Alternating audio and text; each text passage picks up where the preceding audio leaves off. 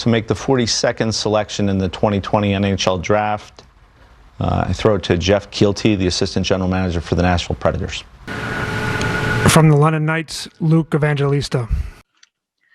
I'm very happy to be joined by Luke Evangelista of the London Knights, the 42nd overall selection in the NHL draft and the first ever London Knight to be drafted by the Nashville Predators, which is a pretty cool accolade. So congratulations, Luke. How has the past week or so been?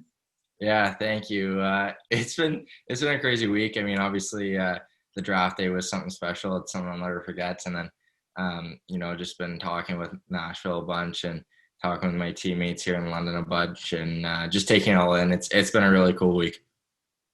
I know you've worked really hard to get to this point, and your leap from 2 points as a rookie to 61 points, 62 games in your sophomore year is definitely, I'd say, one of the best stories over the past season. So let's talk about some of the work that went into this breakout performance from you. Yeah, well, it started in that rookie year. I mean, I wasn't playing a whole lot, obviously, and wasn't producing much. But, it started that year with, practices and training.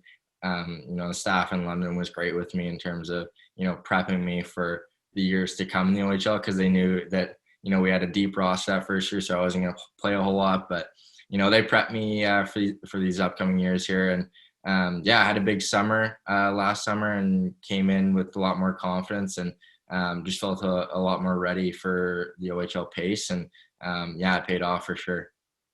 So, well, it's definitely no secret that the Knights continuously develop high-end talent. I know in the past you've mentioned Mitch Marner as a guy you kind of look up to, not only in the way he plays, but as a guy who's thought highly of in the London Knights culture. Yeah. Can you talk more about how the organization's knack for high-end NHL draft talent has really helped you develop? Yeah, I mean, that's what makes London such an attractive destination is, the list of NHL players that they produce is, ongoing. So, you look around the room and you see pictures of guys who used to play there in jerseys and stuff like that. And, it makes you feel like, you're in the right spot. And obviously the Hunters and, the Knights organization knows what they're doing in terms of getting guys to NHL. And it's really cool watching NHL games and looking up to guys that, used to play for the same team that you do now. And it gives you hope and it's like motivation almost. And learning from guys like Connor McMichael, Liam Foudy. I know you've mentioned Evan Bouchard. What are some of the most important things you've picked up on from those guys who've already been through this whole process? Yeah, my first year it was trust the process, and it's more of a marathon than a race. I think that was the key message to me because obviously at the start there I was getting frustrated just in terms of playing time and production, and I was figuring out I was trying to figure out what I was doing wrong. But at the start there, that's what all those guys were saying to me because they had been through the same process as me, so they knew. And and then in your second year is as good as my second year was.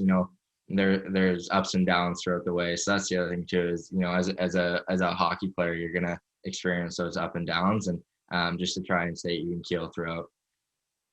Well, your teammate Antonio Stranges was also drafted by the Dallas Stars. It must have been nice to just be able to experience the whole process together, the top prospects game, all these interviews you guys have to go through, all that fun stuff. Yeah, I mean, obviously Tony's a great player and I was really happy for him that he got drafted by Dallas there. And like you said, like just going through it with him, it was like a relief almost. Like we were talking to each other constantly about what we were experiencing. And, like I said, like when I'd be down or I'd be stressed, like he was there for me and vice versa. So it was great to have a guy like that to go through this process with. Well, you mentioned the staff kind of prepped you along your journey here. A lot of your teammates were helpful in helping you get to that point as well. Who else on the London Knights organization has made a huge impact on your career and the skilled playmaker you are today? Yeah, I mean, in London, like it's such a team effort. Like everyone there is just first class, whether it's, you're dealing with Dale, the head coach, all the way down to, Doug Stacey, our athletic trainer, Chris Matton, our equipment manager, like everyone there is just awesome. And it's been a pleasure to play there. So, you know, it has been a team effort, and everybody in a part of that organization and my teammates have, you know, gotten me to where I am today. And I just can't thank everyone enough. Awesome.